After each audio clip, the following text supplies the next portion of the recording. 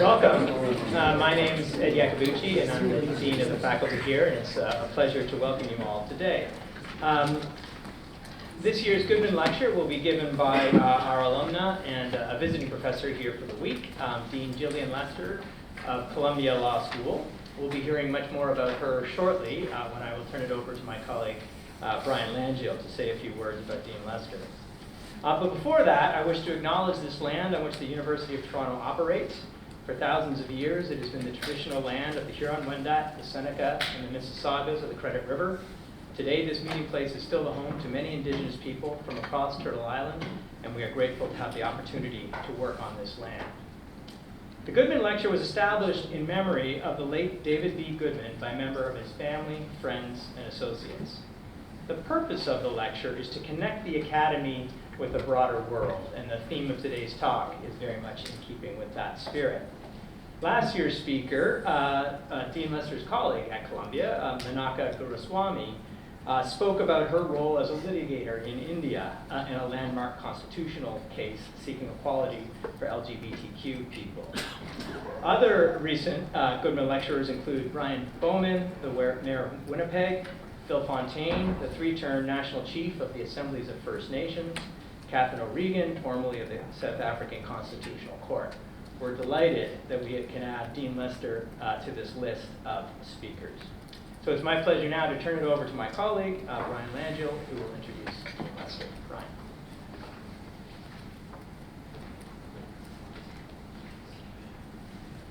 Thank you very much, Ed. Good afternoon. To be asked to introduce Gillian Lester is a true delight and honor for me. Let me explain why briefly. I have known Gillian Lester for over 30 years, first as a student here, now as a distinguished colleague, scholar, and dean. In my life, I have found it to be one of the true, very real, but very rare pleasures in meeting someone who is so straightforwardly terrific, both as a person and a professional, that you are forced to come to the reasonable conclusion that no reasonable person could ever have a reasonable expectation of meeting such a person. No one has a right to meet such a person. So when we have the rare good fortune in coming in contact with such a person, it is all a complete, utter, and wonderful bonus. It is a true privilege. Gillian Lester is such a person. She is a great graduate and friend of the school. This school is very proud of her. We are also delighted that she has returned home to the school, her law school, to deliver this year's Goodman Lecture. Gillian started out as a psychologist, as a scientist at UBC. Gillian always worked during her lifetime as a student, and back then she worked as a lab technician in the psychology department.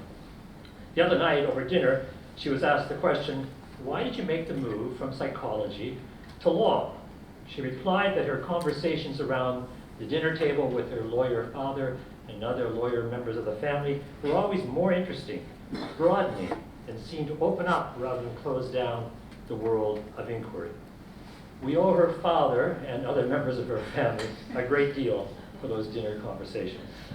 Gillian has taken the idea of opening up the world of inquiry a long way, all the way to the deanship of one of the world's great law schools, Columbia. The path there is a wonderful one to describe. First, her law degree here at Toronto.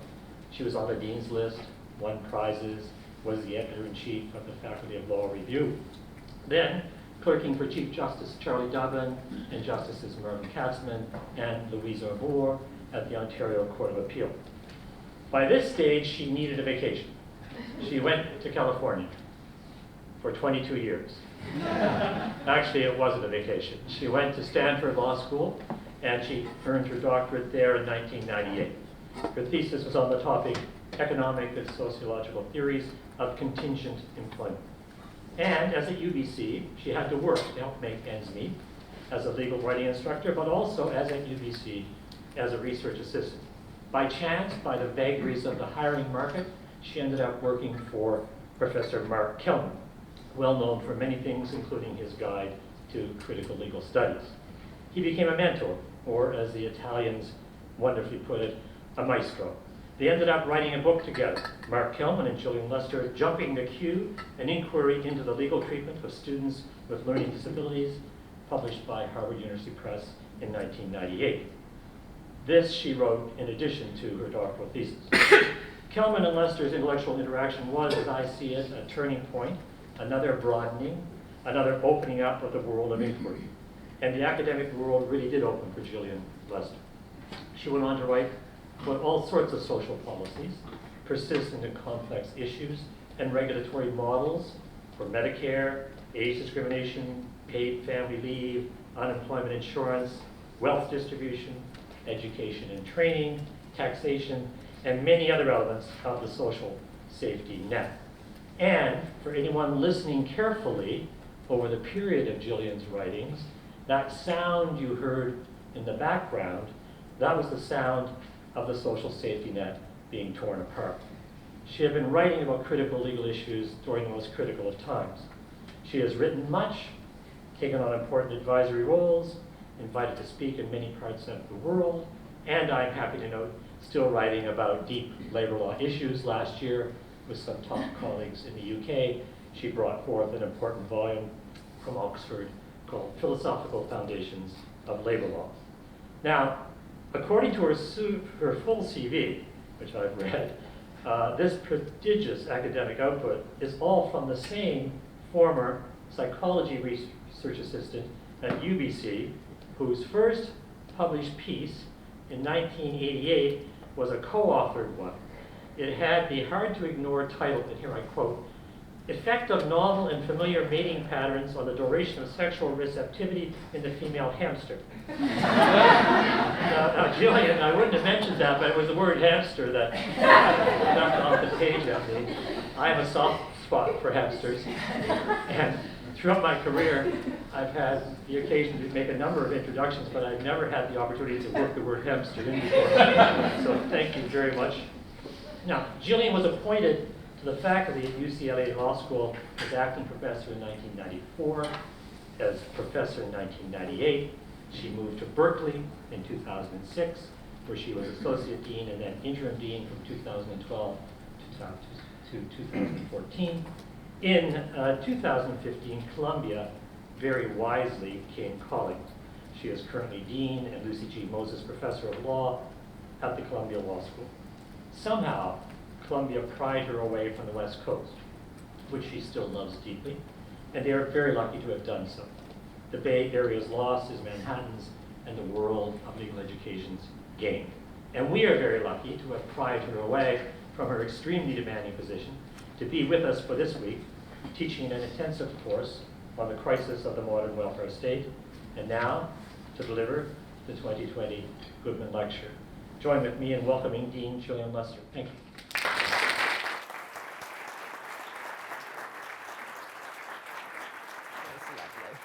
Welcome. Have fun. Well, that was a lovely and very generous introduction. And one of the things that Professor Langiel failed to mention is who was my first maestro. I took labor law from Professor Langiel, and that was a moment for me that set the course of my life.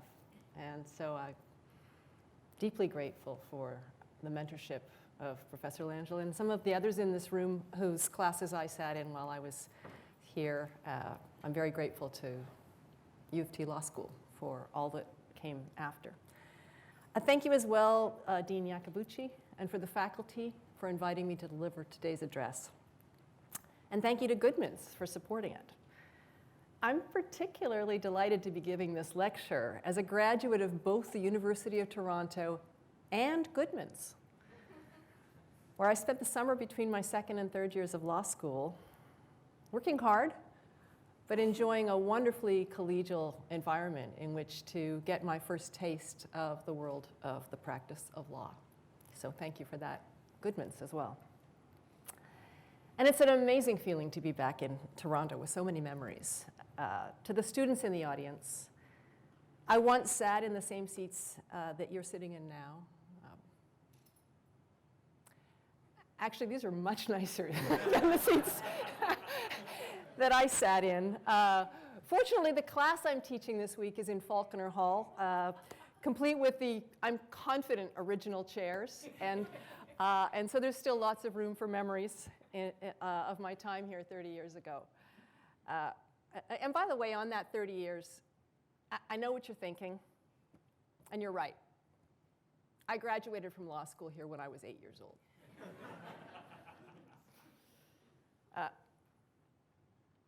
So in my third year of law school, a recent law graduate handed me a book that she urgently labeled as important.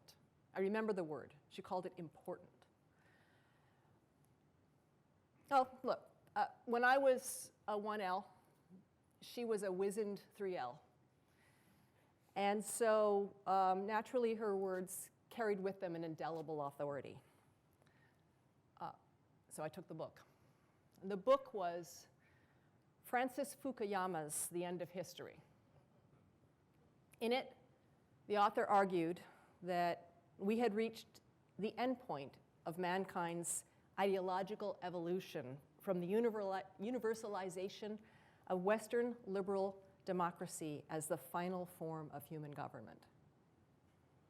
We'd reached the point, Fukuyama argued, where liberal democracy had ensured the protection of individual rights, the institutionalization of the rule of law, free and fair elections, all of which enabled free societies to eliminate the worst injustices of laissez-faire capitalism, advance social equality, reduce poverty, and promote the general prosperity.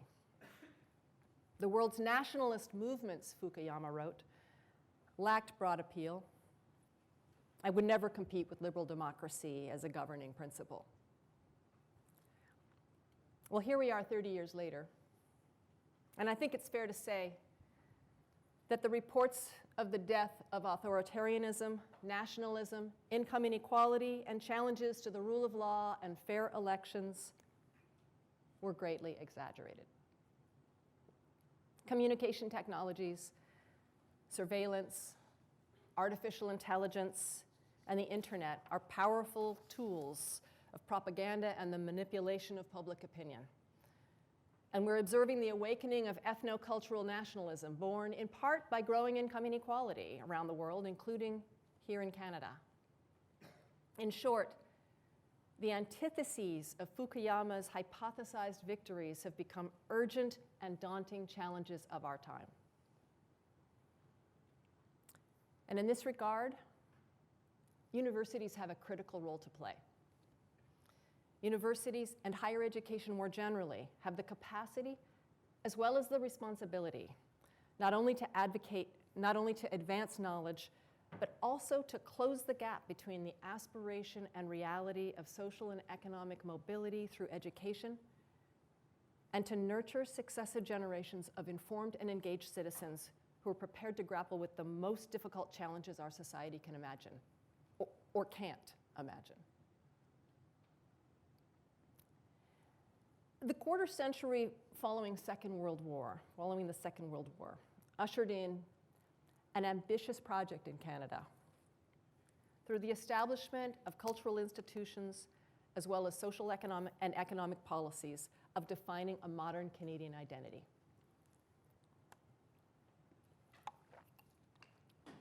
From the official national anthem, O Canada, to the adoption of the Citizenship Act in 1945, to the establishment of a unified armed force, to the creation of the CBC and the Canada Council, Canada was committing itself in a very intentional way to a set of national values and shared understandings of what it meant to be a Canadian. A central pillar of this effort was the growth and consolidation of the modern welfare state. When I talk about a welfare state, I mean more than a system of social assistance for the poor. It includes that. I mean a system of policies and programs that in the aggregate use collective means to manage and reduce individual risks. It has been a key focus of mine as a legal academic, and one that came naturally to me as a Canadian, which I still am. During the 1960s, the federal and provincial governments created programs to assist all socioeconomic groups, including with the signal achievement of single-payer health insurance, as well as programs such as the Canada Pension Plan and child benefits. The reforms of this period would contribute in profound ways to alleviating poverty in this country and to Canada's rising stature to become one of the highest standards of living in the world.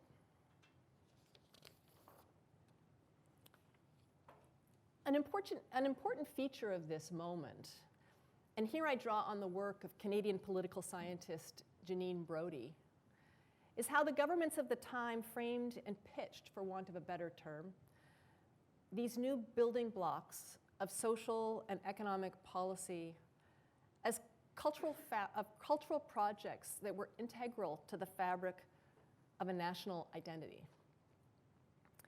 The country sought very intentionally to inculcate a form of social solidarity based on a common set of aspirations and a vision for a desirable ideal society. And the substance of this formulation was a social democratic ideal that advanced both social equality and participatory democracy within a liberal democratic capitalist state.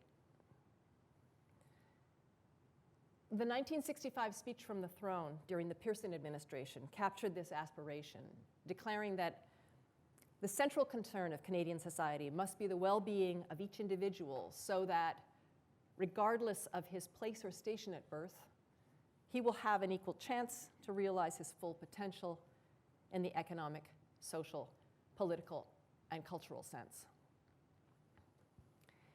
Pearson's successor, Trudeau, would build upon this theme, adding an express commitment to cultural pluralism as part of our national identity, moving from a cultural dualism to a cultural pluralism, a commitment that would be instantiated in the Charter of Rights and Freedoms in 1982, and later in the Canadian Multiculturalism Act of 1988.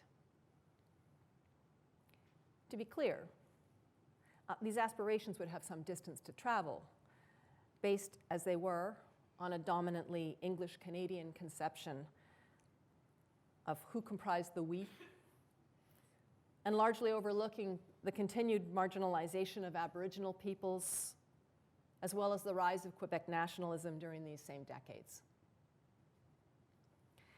But the articulation of a broad ideal would lay the foundation for progress in years to follow and would further embed a multiculturalist ethos within the Canadian national identity for years to come. And this is an important point. That the Canadian brand of nationalism, if you will, if you want to call it that, however imperfect in its execution, embraced an express goal of economic equality and cultural pluralism. This solidarity was premised, then, on successfully building institutions that would facilitate cross-class, cross-cultural integration within the Canadian national identity. It was during this intensive period of Canadian welfare state development, and part and parcel of it, that the country witnessed an exponential growth and proliferation of institutions of higher education. Initially, universities increased their enrollment to absorb the wave of returning veterans, but this post-war bulge quickly gave way to a much broader demand and the establishment of new universities across the provinces.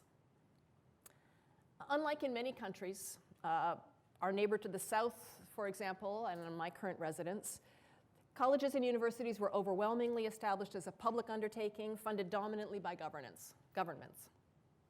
University attendance nearly doubled from the mid-1950s to the 60s, and doubled again during the 1960s, bridging to the 70s. Universities, of course, weren't a new phenomenon in Canada, but the societal objectives of higher education had evolved over time. Canada's first universities, including one of the three King's colleges that would later become part of the University of Toronto, were controlled by the major churches and modeled themselves after the educational practices of England and Scotland. They focused predominantly on providing young and aristocratic Christian men an education in religion, morality, and classics so that they could participate in the leadership of the colonial society. But by the mid-19th century, the provinces had begun to exercise more control, secularizing the universities, and expanding their educational missions to include practical training in societally needed fields. These included law, engineering, medicine. And during this time, Canadian universities also launched programs of scientific research that would grow steadily in the decades ahead, particularly during the Second Industrial Revolution and the war years. For the universities and colleges hitting their stride as part of the post-war nation-building project, the objectives were much more heady and capacious. In addition to traditional goals of teaching the liberal arts and sciences, training the professions, and supporting basic research, the new national and provincial investment in higher education was deemed integral to the project of social equality and participatory democracy, the new Canadian national project. It would do so in part by facilitating social equality in access to education and consequential economic mobility across socioeconomic groups. Financial aid programs were created at both federal and provincial levels to enhance access across groups, across strata. In the decades ahead, Aboriginal people, children of immigrants, and other underrepresented groups would become focal targets of enrollment outreach. In essence, by the end of the 20th century, Canadian higher education, particularly universities, came into their own as societal institutions that played an essential role in fulfilling the aspirations of our democracy. Much progress has been made, and I've witnessed a good deal of it. And yet, the dream remains unfulfilled. Welfare state policies would soon begin to face the headwinds of the economic crises of the 1970s and globalization, restructuring, and economic austerity of the 1980s. These forces would lead to a gradual shift towards a less capacious and more residual welfare model in Canada, more closely resembling the American than the European form. Much has been written about these changes, and although they're not central to the focus of my remarks this afternoon, it's important to note the rise of new social risks of complex and multidimensional causal origins. We've seen the emergence of a class of people who are both working and poor, so many of whom there are that we have a name for them, the working poor, that didn't exist before the 1970s and 80s. The intensification of the strain on families in trying to balance work, care, and time together as gender equality in the workplace has made its slow march. And we've seen a widening gap between the wealthiest and the poorest members of our society. Immigration to Canada, a country with one of the highest rates of immigration and popular support for immigration in the world, also has begun to feel strain within the polity, some of it manifest in the recent election, as climate change and global conflict and economic currents drive increasing pressure on the country to welcome new citizens, including more refugees and asylum seekers of limited means. It's against these challenges that I see a role for universities, an even stronger role than we've seen in the past. Higher education has the power to advance the goals central to that vision of a good society, economic mobility, and broadly inclusive civic participation. To be sure, Canada's investments in higher education have produced major gains, Canada currently boasts among the highest rates of post-secondary education among OECD countries, with 58% of adults holding college diplomas or university degrees. It's about a quarter who hold university degrees. But the question remains of whether universities are getting it right and doing all that they must to serve as a bulwark against rising income inequality, a phenomenon that has gripped Canada as elsewhere, and to fully prepare successive generations of robust and engaged participants in civil society. So let me say a bit more about the way that I think higher education has the capacity to advance both access and civic participation. Let's start with access. There is abundant evidence to show that post-secondary education predicts higher earnings and lower rates of unemployment. And the higher the degree, professional or graduate versus bachelor's versus a college diploma, the greater the income advantage. The data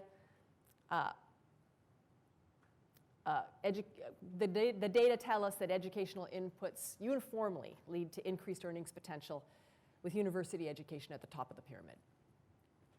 But drawing a predictive relationship between education and earnings, even if a causal one, tells us little about whether education is advancing actual equality. The data are also abundant that youth from families and communities of higher socioeconomic status are far more likely to pursue post-secondary education in the first place, with the differences even more pronounced for university attendance than community colleges. Only 31% of youth in the bottom quartile of the income distribution seek out post-secondary education, mostly in community colleges, compared with 43% in the third quartile, more of whom go to the universities, and 50% of the top quartile, where the proportion who go to university as opposed to college is the highest. These patterns, in turn, may ratchet the stakes even higher, since unequal access is self-propagating. Although higher education clearly facilitates social mobility, if it's not accompanied by substantive equality of access at the front end, it can serve to intensify rather than dampen economic inequality, as those who begin with greater advantage systematically reap the benefits of educational investments to a greater degree than those who do not. Financial aid, of course, can take up some of the slack here. And provincial governments have variously sought to address equity of access by expanding the funding of aid, moderating tuition growth, and providing earmarked funds to support the recruitment of students from underrepresented groups, such as persons of Aboriginal or First Natives ancestry, racial and ethnic minorities, and people with disabilities.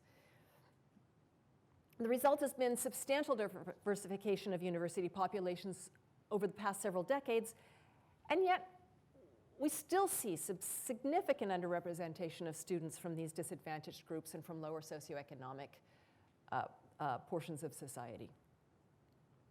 And our research is telling us that financial incentives alone, while necessary, while essential, are far from sufficient to overcome de facto barriers to access.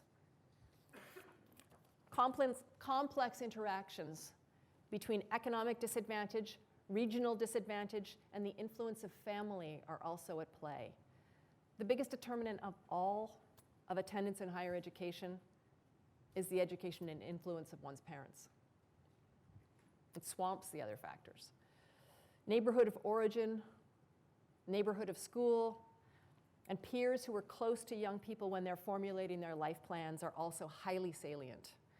These factors also influence completion rates, with roughly 15% of students dropping out before they attain their degree, disproportionately those who come from most disadvantaged backgrounds. Unless we can address how to overcome barriers to educational access and find solutions that understand the embeddedness of these barriers to access in complex issues of how family, neighborhood, and peers influence the formation of preferences and one's sense of what is possible, we won't be able to achieve our aspirations of educational equality. Recent data suggests that preferences around higher education may be formed as early as third grade, and certainly throughout elementary school. Not at the point of certainly not at the point of graduation from high school. Happens much before that. Here, we need more research and experimentation with different mechanisms of outreach into communities, something that, by the way, is taking place in our universities. Let me turn now to the next point, civic participation.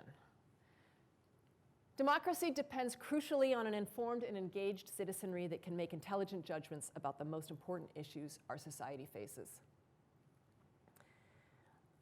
Higher education has an essential role to play here as well. Universities advance knowledge, and they teach it. Students gain basic knowledge about the world, essential to their active participation in public life, as well as skills that equip them to interpret information, and importantly, I wish it weren't, to distinguish truth from falsehood. Developmental psychologists have shown that although a massive amount of cognitive development happens in the first 18 years of life, a great deal of moral understanding continues to develop well into adulthood.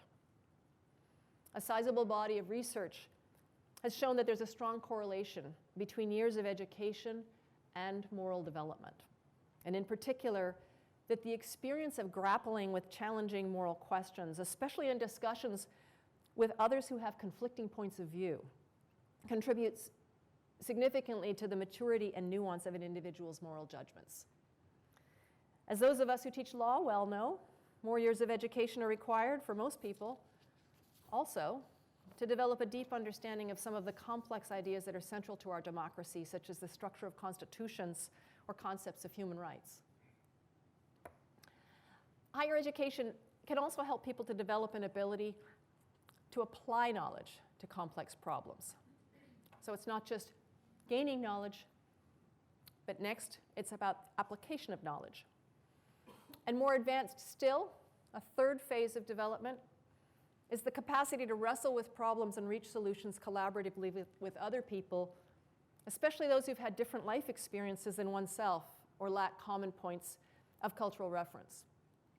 Policymakers and citizens alike must be able to justify their decisions and viewpoints on the basis of mutually acceptable reasons and cooperate with others in finding mutually acceptable ways to resolve their disagreements.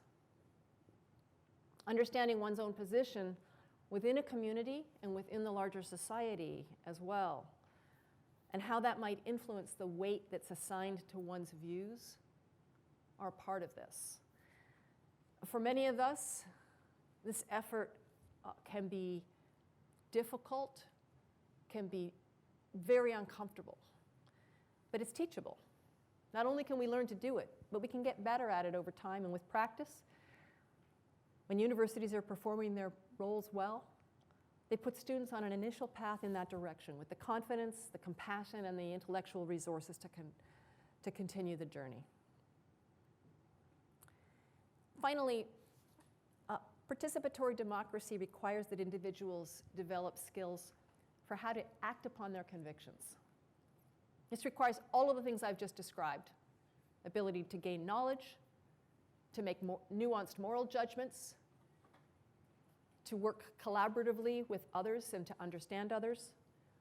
And I will add to that the ability to build consensus among stakeholders, or at least freely given consent, to a common plan using reasoned persuasion, collaboration, and the drive and resilience to bring a collective project to fruition. If it seems like I'm placing an onerous burden on the shoulders of institutions of higher education, it's because I am. In my view, we should, because these are the challenges that universities were built to take on. Our democracy depends on it, especially at this time of increased political polarization and dynamic cultural forces that situate many of our most urgent problems on a global stage, where cross-cultural understanding and the ability to adapt rapidly to evolving forms of knowledge and information are essential. To facilitate the type of learning I envision, one that enables not only rigorous acquisition of knowledge, moral assessment, and deliberation, but also application and utilization of knowledge to solve problems and shape the conditions of one's community, curricular programs need to adapt to incorporate problem-based challenges and community-based applied learning. This is not instead of rigorous intellectual engagement, of rigorous disciplinary study. This is in addition. Law schools do quite a bit in this regard. They routinely they've expanded clinics where this is a routine part of what students are learning to do, externships, supervised pro bono projects, and increasingly, though change is slower in the traditional classroom, through group-based problem solving and other innovative techniques in the traditional classroom. These are the skills that enable the sort of leadership that I think we all in this room know lawyers are called upon to exercise all of the time. Whether you want to be a leader or not, when you become a lawyer, when you enter into the practice of law, you're called upon. We very intentionally teach these skills at my law school, Columbia, and I've seen posters in the lobby here to suggest that the same is going on here. We've built into both our first-year curriculum, in the orientation as well as in the first-year curriculum, and then in the upper-year curriculum, a program of leadership education with 3 core pillars of learning objectives. First, how to lead oneself. In other words, interrogating one's own values and goals. Secondly, leading others. That is, learning how to interact effectively with others in a pluralistic society in a way that itself enhances knowledge, empathy, and efficacy. And thirdly, leading change, applying one's ideas and working with others to change society. I'm positive that there's still more fine-tuning to do on this program, but I'm also positive that it's moving us in the right direction. Let me close with a few final thoughts, interpolating the historical arc outlined earlier in my remarks into the years ahead. I began by describing the Canadian project of building a national identity, a kind of solidarity that embraced values of social equality and participatory democracy. But how true are those convictions today? In other words, is the very idea of social solidarity a quaint vestige of a bygone style of old school welfare capitalism?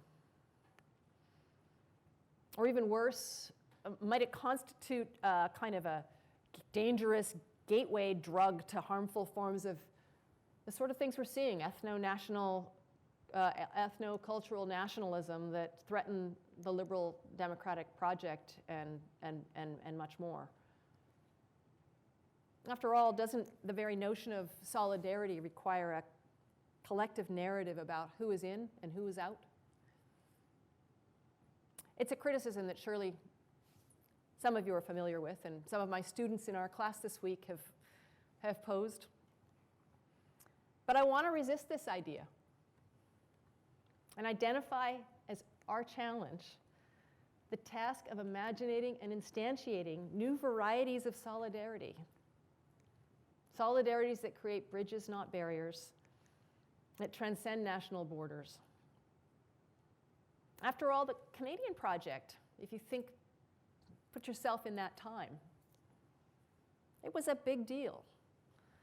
It asked of citizens that they come together across deep socioeconomic divides and define a set of cultural institutions and bring them to life that would create this thing called multiculturalism, that at the time was a very grand and untraveled path. Each of those required bridges across divides. So why can we not find ways? We've got great minds in the room, we've got great minds in the country, and the universities have a responsibility to help us to continue with that project, to try to solve for the problem of building global solidarities. Now, in all honesty, I will say that I believe that the nation state will likely remain the most practically effective unit of organization for the functioning of democratic institutions. However, it also seems overwhelmingly apparent that the challenges of the future will also demand much more of us as global citizens. Here, too, our universities can and should lead the way with where private actors find themselves, or governments find themselves constrained, deadlocked, or conflicted, universities can move forward. For example, as alluded to earlier, we need to think collectively about increasing the links, about the increasing links between climate change and human migration. Rather than treating immigration policy strictly as a matter of each nation's national interest, the interdependencies and externalities in such decisions are profound and complicated. Global conceptions of human rights and distributive justice must also evolve to address broad questions of safety, privacy, and equality in a world where technology, conflict, and ecology know no borders, posing deeply collective challenges. Universities are perhaps one of the most important institutions in society that have pushed against this tide and that can push against this tide, becoming more and not less international and global in their reach, prominently the University of Toronto. In my view, then, it is universities that can offer not only the best source of social and scientific knowledge, but also the environment for inculcating skills that all of us will desperately need to engage as world citizens on this larger canvas. The time is now, and the time is urgent. Society must reaffirm its commitment to institutions of higher learning, and we in higher education must, for our part, be relentless in our efforts to earn that commitment. Nothing less than the health of our democracy and democratic values the world over are at stake. Thank you.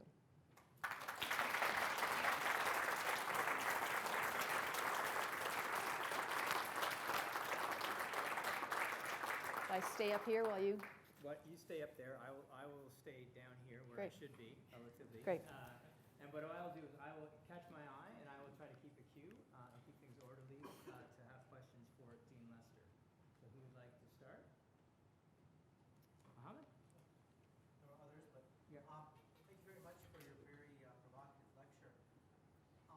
You obviously assigned a very, very important role in producing not just, I guess, the technical means of prosperity that we need to sustain our society, but also the moral capital, so to speak, to keep a liberal project in order.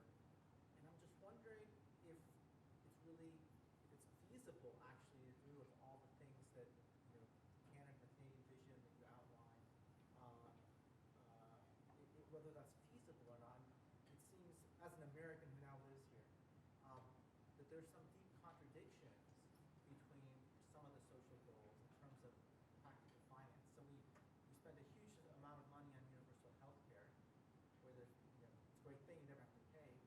But on the other hand, it's not clear to me that we invest enough in undergraduate education, particularly in liberal arts, for it to be a site for the kind of advanced moral education that your lecture seems to be presenting. So, routinely here we have classes with over 1,000 students in it. Right? It's hard to imagine that the kind of education you suggest is required to sustain this kind of liberal culture in the long term is financially feasible given the kinds of choices the state has to make in terms of allocating resources. So I'm wondering if you have any thoughts on that and what the implications for that are for the future of liberal politics, not just in Canada, but elsewhere, where it seems more and more, or less and less resources are going to liberal arts. All socially complex issues require a contest of resources in how you're going to solve them. And education is no different. Healthcare matters a great deal. Basic infrastructure matters a great deal. There are a lot of urgent priorities in this country and others that are also have the wellspring of higher education as one of the levers we can use. And so my arguments are really when we're trying to make these choices about how to distribute resources, to not let the voices from universities and the urgency and the possibilities for universities to not be at the table and not have that claim be at the table. I think that we're not necessarily in every educational setting going to be able to have, one professor for 8 students, an ideal environment. But we can do it in places. We can do it partially, and doing some of it is better than doing none of it. And so I think the argument needs to be made for us to try as best we can. Thank you very much for this lecture. I completely agree with all the main claims in it. I wanted to ask about, I'm not sure if you're familiar with this, there's an argument made by a professor at Yale, Dan Markovitz, about the meritocracy trap, where he says Yeah. that higher education becomes a transmission belt Yeah. for wealth and privilege, which exacerbates inequality. And then he has some proposals for how we can improve access to university, which I think are pretty, not very robust, I think. Just hoping that private initiative and so on would do the trick. Have you thought of how equity and access to higher education fits Yeah. into the picture? Yeah. Just to add to your burden, would you mind paraphrasing the questions? Just so Sure. people who, it's not amplified, so people. Sure. There's a professor at Yale Law School, Dan Markovitz, who wrote a book called The Meritocracy Trap. And the argument really is that we tell ourselves a story about universities being a meritocracy, but really it's a big grab by people who are already the most privileged. And many of the structures we have in place are blind to that, or maybe willfully naive about that, because those who create the structures are often those who are most advantaged. It's a very cynical picture of American higher education. And he comes up with some solutions that suggest, private interests can drive the engine that will solve this problem. And I just want to say that I share some of your skepticism about the capacity for purely private solutions for solving the problem of educational equity. That said, let me just comment briefly, and I'm speaking with a Canadian audience. I am an educator in the United States, and there really is everything I've said today about the crisis of educational equity is multifold in the United States. The educational system is premised much more on the private structure of universities than public universities, and I think as a consequence of that, sort of mandates and a sense of commitment to equity in admissions have been deprioritized until more recent years, but they haven't been sort of bred in the bone of many of the great private institutions like Yale that Dan Markovitz is discussing. And one thing that's a major issue in the United States also is admissions based on legacy. The idea that at many universities, if you're the grandchild of somebody, you get to come. And I can hardly think of any more. I was talking about the problem of legacy that's embedded, just in young people's social development, and the way that we really want to try to create ways to push against that. It's explicit in some of the American universities. I want to say that I, as Dean of Columbia Law School, do not have a policy of legacy admissions. I think it's important that I make that statement clearly. So, I share your skepticism. I'm going to jump in with a related question. So in Canada, the University of Toronto, we're seeing it year over year, the fraction of our budget that's publicly funded is going down. Yeah. And the trend is in one direction. It's not bouncing. It's Yeah. every year it goes down. I mean, at this law school, it's about 13% of our budget is now public money. the question, it's above that for the university as a whole. It's above 20% for the university as a whole, but it's heading to 20% in the very near future, and presumably will keep going down from there. So there's lots of tensions that will arise because of that. There's no question that we do not have things like legacy on admissions, and there's those sorts of questions. But I'm also wondering, and the sort of Markovitz questions, but I'm also wondering how much does the public-private divide, do you think, influence what is actually taught at universities, right? So that is, are there, if you're in a, it's a purely market-driven exercise of trying to attract students in order to convince them that there's a return from coming to your institution that will pay off for them personally in the future. That's one kind of bald conception. The other pole would be, this is part of a collective endeavor, and we want you here to help build civic society. It may or may not have a direct benefit to you, but it will have these positive externalities associated with that. Do you think that leads to a dichotomy in substantive educational approaches, or is that actually kind of not a concern, because in fact the same sorts of approaches would lead to similar outcomes? Yeah, I think that, we're talking about professional education in your example. Yeah, it could be, but it could be others, but let's take professional education. I think professional education is a place where the subsidy has shrunk probably at a greater pace than in undergraduate education.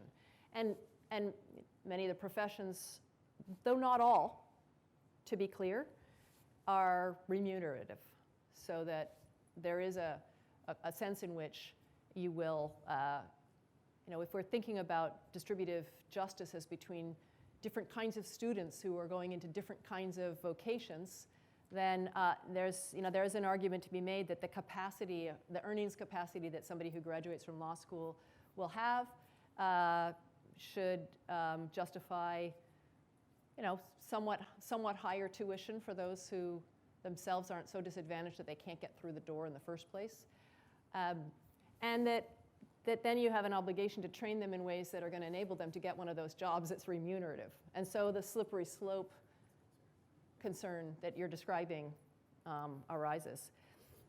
It's a difficult tension, in a world of scarce resources where there is a reality that some kinds of training are going to enable people to make higher earnings. And I think there can be some fairly powerful fairness arguments about enabling people and to go get those earnings, and to treat your educational mission as part and parcel of, training people to work in lucrative medical practices and large, law firms doing exciting multinational work without frowning on those aspirations. Yet at the same time, I guess, I feel my commitment is to make available to all students an understanding of and an awareness of the way that they are going to be doing the work that they do within a complex community in which they're part of a larger fabric. And that can be through inculcating, for example, pro bono values in students who are going to go into private practice, in addition to teaching, a robust program of how to do public interest work at nonprofits.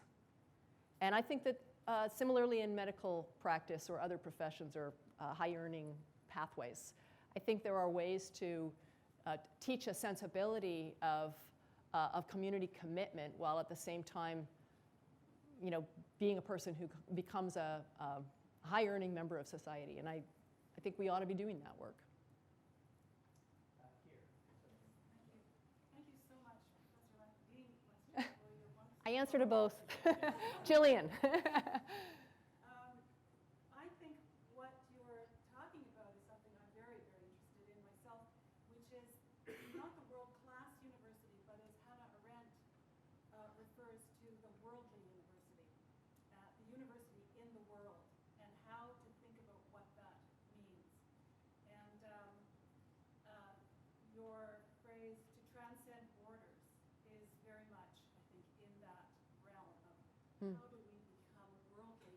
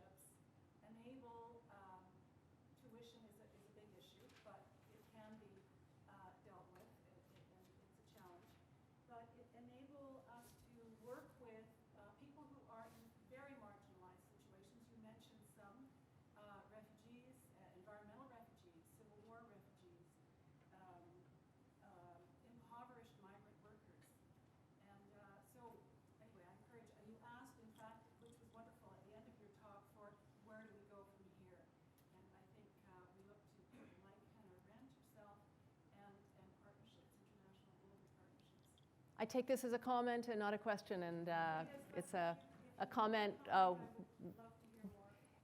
just want to. I'll just comment briefly then that I agree that both the challenges and the rewards can be great of partnerships, especially between the most advantaged and the most disadvantaged institutions. Sometimes the challenge of the difference in the dollar, the value of the currency can be an insurmountable challenge to having some students participate, notwithstanding they would want to participate. And then the question is whether the university in Canada is in a position to provide financial aid to a student in a university in sub-Saharan Africa. Or to go tuition free. Yeah, or to go tuition free. These are challenges. Thank you for your comment. David. I wanted to ask you a question about burdening universities with the task, which I think they should undertake. And I'm half in the philosophy department, although I haven't asked my colleague Sophia about this. We teach the same range of classes in undergraduate.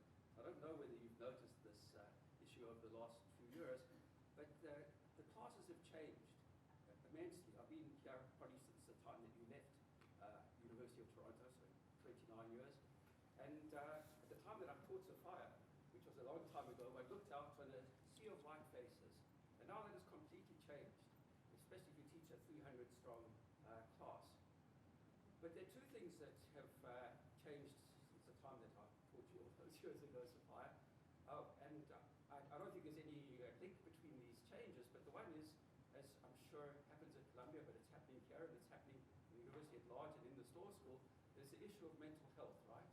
And universities are supposed to cope with real problems that arise for students while they're at university, which universities just don't have the resources to cope with. Universities are trying to find those resources, but they're struggling, especially in the kind of economic climate in which we exist as so-called public universities in Canada. And then there's another issue, and that is with the diversification of the class, it is the case, I think, that, at least I've noticed this, that there are students, especially in the upper years, who are struggling in a way with the demands of university education, that they, and it's different from the way things were 20, 15, even 10 years ago. And again, the University of Toronto is trying to provide resources for students just so that they can manage. And it's not an issue of sheer intelligence or smarts.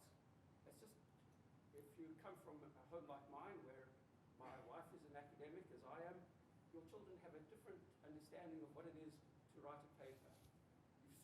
You're the first child from a family to go into higher education. You don't have that kind of support, whether it's given in any explicit way or it's just something you've learned by osmosis along the way. And I think universities are having to cope with that problem as well. And it seems to me that there's this huge burden placed on universities which they can't really deal with at the same time as they're trying to do these tasks, which I think are admirable, like the ones that you outlined in your talk. Yeah. I'll paraphrase.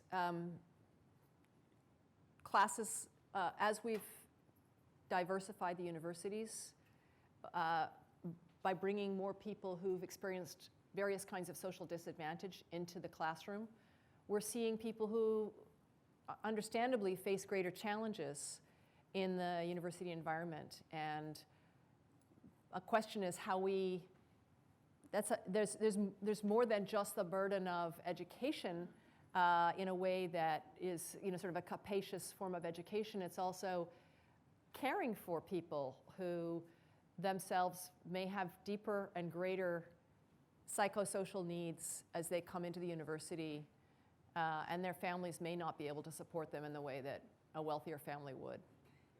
I want to expand the point, though, to say that mental health issues are happening across the board, not just emerging as universities are diversifying, but among the children of the dual professor family who are facing in ways that I don't think any of us quite yet understand, are facing new kinds of experience of anxiety, depression. I just wanted to say that I don't think these are connected issues.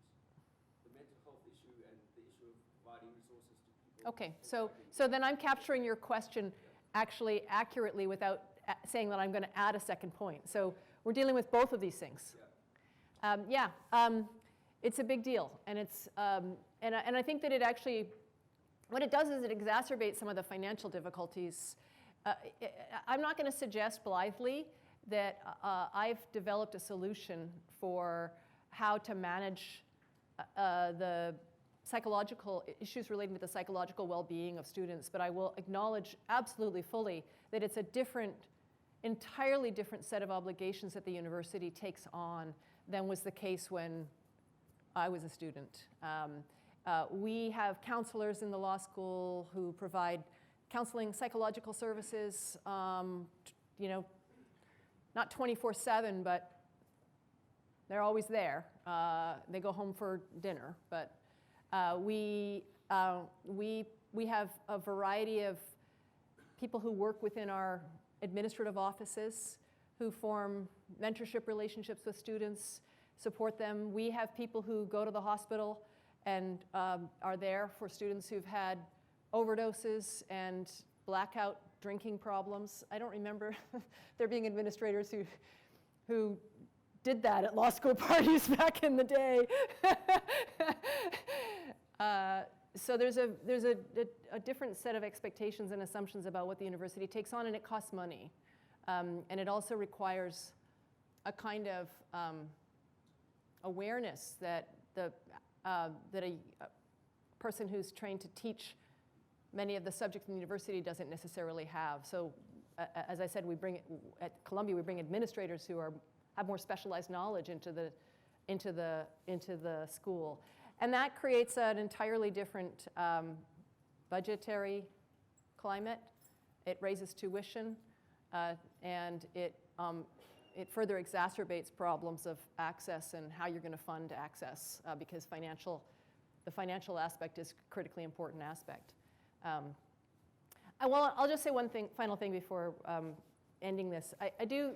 I'm thinking hard, and I haven't figured it out yet, but I really do think that I think of this as the first part of your question about, as we diversify the universities, we're facing a different and more complex array of challenges for supporting students. I think of it in my own mind, I think of it as thick access, a thick notion of access. Not that financial support and outreach into communities is thin access, but I mean, a kind of access that's instantiated in support from before they arrive, as we're reaching out to bring students who are underrepresented to the school, all the way through each year, in the law school. And there's a good deal of learning to be done about how that can take place. And I don't claim to have solved it, but I do think that it needs to be a very intentional and self-conscious part of higher education. I was wondering, how do we change the public narrative around the liberal arts? One example that comes to mind for me is after funding cuts, the University of Wisconsin cut the pursuit of truth and human tradition from its mandate. And that's bad. Yeah. And even more generally, I often hear the liberal arts is framed as sort of the self-aggrandizing preserve of an ivory tower, or in other ways that are divorced from the everyday realities of people. So how do we change that narrative and sort of towards this model of social cohesion around morality? How do we actually go about doing that? Well, we talk about it, we write about it, we urge the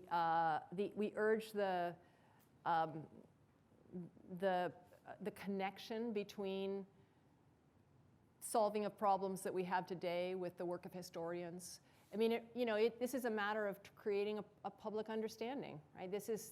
I agree with you that the liberal arts are a critical part of the development of the things I was talking about, these sort of ability to struggle with moral problems, ability to think about democratic institutions. And I think that it's a reality that in many of the universities, as there have been budget cuts, the liberal arts have felt like a place where the cuts are easiest to make. And I haven't quite solved the problem for how we do this, but I do think that it's an important public intellectual project. This is a question, I guess, of clarifying what your call to action at the end is really about. Because I took it could be two different stories I could take from that. One is you work at a university, and everybody in this room either works at or studies at a university, or almost all of us. And so, given the frame of social safety net and all of the problems that come with that, the fact is we are at a university, so the question is, well, what can universities do about it? And so naturally we try and figure out what it is we can do. There's another reading, though, which is to say, and we are the right players to solve some of these problems. And I wonder whether that's the case. I mean, I think it's certainly right that we ought to do what we can, given the social problems that have arisen and the framing of the social safety net and so on. But I worry that if it's universities who are identified as the main parties to deal with some of these issues, that it leads to further problems. Right? That if the question is students aren't getting the education from the very early years that are going to enable them to apply meaningfully to university and succeed there, that's a problem that is outside the university. It's a larger Yep. social problem. We're actually not best qualified to solve it. Yep. If it's that the quality of the public education system, or minimum wage laws, or Yeah. Yeah. support Yeah. for unions, or Yeah. you name them, are the things that are going to allow for a broadening of the middle class. It's going to allow for that to happen. Those aren't the things universities can do. So Yeah. I'm wondering whether you're saying, given that we're at a university, let's see what we can do, or do you want to identify us as the right institution to do it all these things? Yeah, you accurately identify that I jumble a number of calls to action, or identify a number of ways that the universities can become levers of solutions together. And so let me clarify that.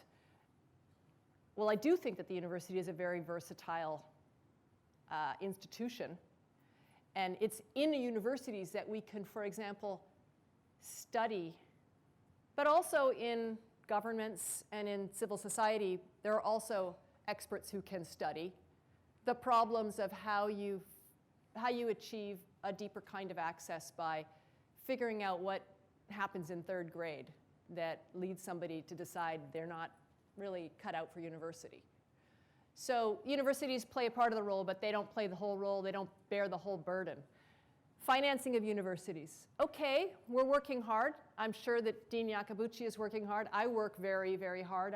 We are working hard to bring private money to the universities to try to help finance the big plans we have.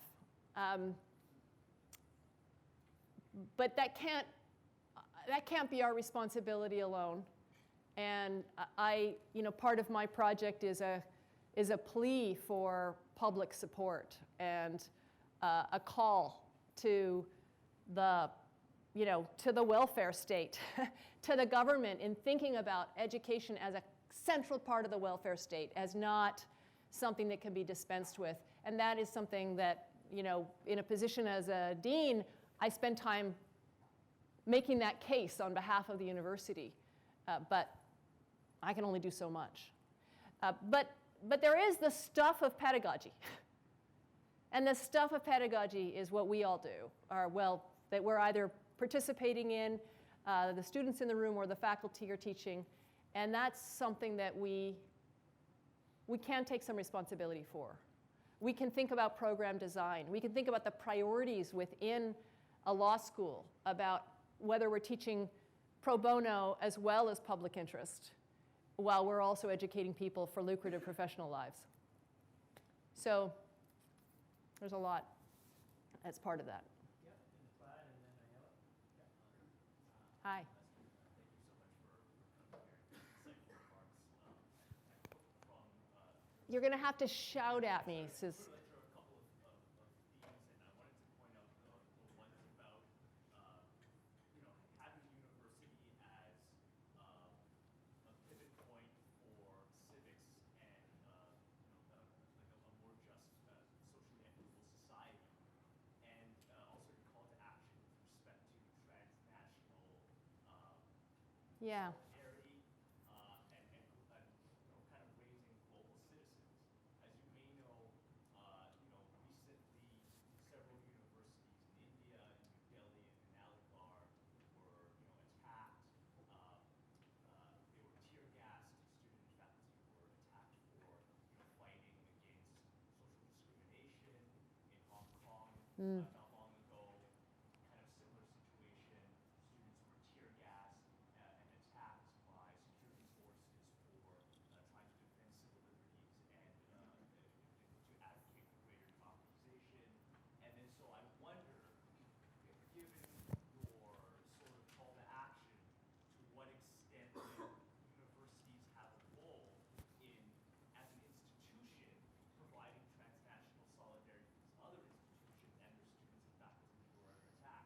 And because you're labor and social welfare scholar, a very good one, I was wondering what your thoughts are in terms of the role of global capital and universities in facilitating global capital, if that is playing a role in constraining the ability of universities around the world to provide that sort of solidarity to these other institutions. Okay, so I'm going to say there are two parts, or at least I have an answer that I can declare. I feel that I'm participating in, and another that's harder. The question about how to deal with problems of global capital and the constraints on global capital and whether or not we can make a difference here in Toronto to something that's happening on the ground in another country that we may not be able to actually materially assist. I don't have a solution immediately for how to do that, though I will say that I have read work of people who've been thinking about that. So for example, the University of Michigan formed a partnership during the period of solidarity in Poland. This is an article I read about a different time and place than now, but through a combination of what started with student exchanges, as the solidarity movement in Poland started to heat up, some of the institutions of civil society in Poland partnered with some of the centers and institutes that had different kinds of expertise at the University of Michigan, and they tried to solve together some of the challenges that were taking place as that social movement was progressing. And it was a very deliberate effort on University of Michigan's part. So I think these kinds of things can happen. The other thing that I want to say is that the rise of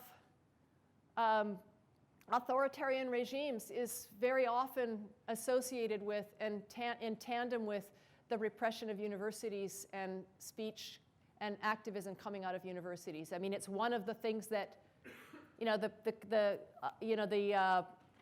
the oppression and the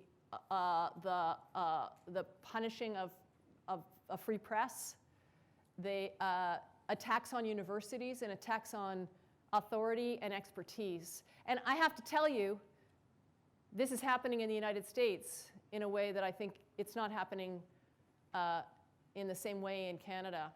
But there is some very disturbing data on the ideological divide in the in mass publics, in polls that have been done on support for and respect for the purposes and the goals of the university. And there's a very worrying rise within people who identify as being on the conservative, on the right, particularly the current incarnation of the Republican Party in the United States, who feel that universities are essentially a crucible for the promulgation of left-wing ideologies, and have started to reduce their support for universities and seek to use political means to restrain some of the activities within universities, including and funding. And I think it's really important to call it out, really important to fight against the repression of activities within universities during times of political autocratic regimes, and this is part of that project. We've got time for one more question. Yell it. Yeah, I think I have to come down to teaching for 4 days, and my voice is already 90% lost, so I'll keep the 10% so you can hear me. So thank you. It's a wonderful, wonderful talk, and I'm very sympathetic to everything that you said. But you also, I want to ask you 2 questions which are going in 2 different directions. I think you'll be sympathetic to both, but I want to hear your thought. You spoke about solidarity, and you told us a very optimistic story about nation building, creation of a very robust egalitarian system for both for state as well as democratic and civic participation. So the question that I have to you, 2020, in a way, can we replicate that, or do we have to tell a different story in the sense of saying perhaps even in Canada you would need to have a subnational story that's stronger? You spoke about indigenous communities, you might need a regional story, you might need a transnational. So my sense of solidarity, I think we could draw on those stories, but we need to think about them as much more multi-layered. I think it's in contrast with what you're saying. I think it just makes it more complicated. But would you be open to that notion that perhaps, especially if you're thinking about transnational inequalities, you mentioned migration, et cetera, so I think we need to have some kind of a broader story in order to make sense for the potentially left behind person even in this country, right? So I think you need to have a story about Absolutely. what are the interactions that make us have some kind of mutual engagement or responsibilities. The second question actually goes in a totally different direction, and it's actually a way to you and to Ed and to actually people who do law and econ, because my thought is, what is our specialty as a university? We're educators, wonderful, we can do civil society elements, but we also produce knowledge and innovation, which we know in our economies are the most, they're the driving force. Can't we have a stronger way of suggesting, either by volition or creating some regulatory regime which say the kind of knowledge which is grounded in information, knowledge, ideas that were percolated at a university setting, that there's some return that should go back to the university? Could you just think of a regime that would just flow back to process creators of knowledge, not just the civic educators? So my thought is, this has to be a claim in the public debate about the value that universities generate. It's not at all just a social welfare kind of argument. It's not the egalitarian argument. It's a much more utilitarian argument. Not in the sense of saying the university, all the privatization stories, marketization. I'm completely opposed to that. But my thought is, how could it be that this is the opportunity to generate knowledge? And that, I think the humanities and all the evidence access of liberal education is actually the most creative way to build these new ideas, not just a very narrow education. So could you build those 2 ideas? Why multi-layered solidarity plus some idea of saying we create the knowledge we need to be subsidized? So the more you talk, the less I have to say, because you've captured it really well. But what I was going to say to the second point is I think it has to be a yes and story as opposed to an either or story. I think the story, I actually believe that setting aside for a moment the alarming attack on expertise that's happening with, for example, climate change, and the attack on, therefore, on some of the work the science that's being done in universities. I believe that the narrative about the university as an engine of innovation is an easier narrative than about it being, just to refer back to our conversation, I don't remember. Yeah, pardon me? OP, yeah. Oh, okay. Harrison's and my conversation about the liberal arts. I mean, I think it's easier to defend universities as partners in industry and scientific developments and advances in medicine and so forth. But I think we do need to tell a yes and story. But I think the liberal arts actually have a real strong. And your point in the end was, they actually work together, yeah. Require students to have in their BA actually a broad education, multi-layered, and Yeah. these segments of the university has proven to be a great Yeah. engine for innovation. I think And some universities do that.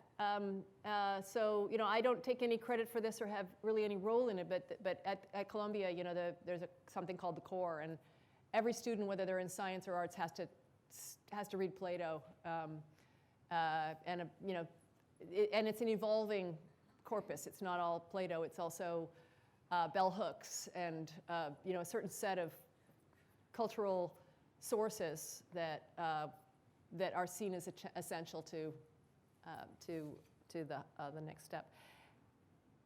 So, I think all the time about solidarity. It's part of what I write about, and I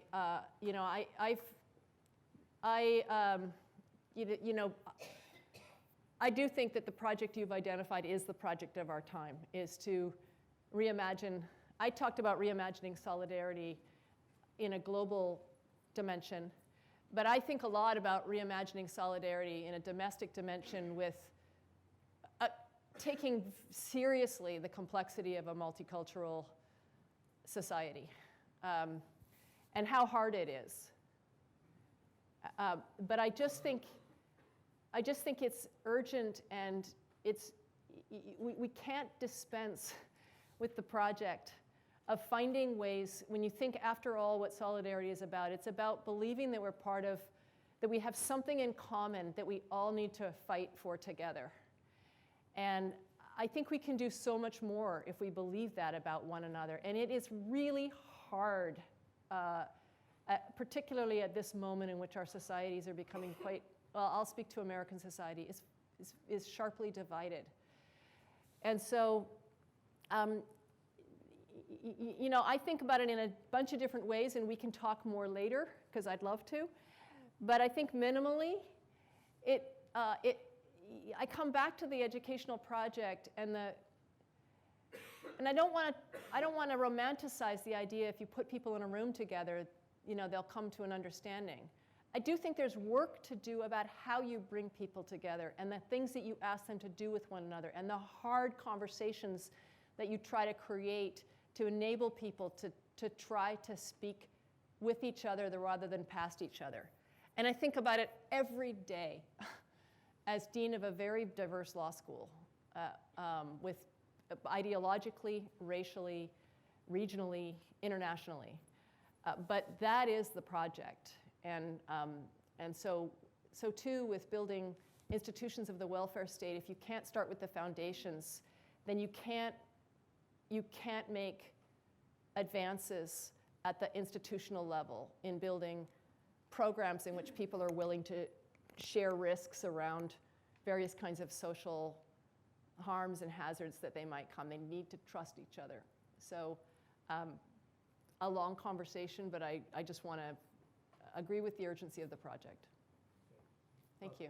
Thanks very much for a really wonderful lecture and conversation. So Thank you.